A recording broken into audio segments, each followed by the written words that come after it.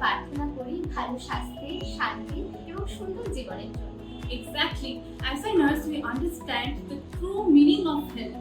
সুস্থ থাকাটাই তো সব থেকে আগে, is not it? একদম ঠিক বলেছো।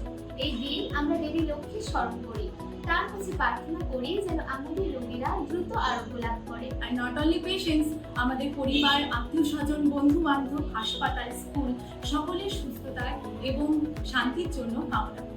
তাই আসুন আজকের এই পবিত্র দিনে আমরা প্রতিজ্ঞা করি আরো যত্ন সহকারে কাজ করব এবং সকলের মুখে হাসি ফোটাবো।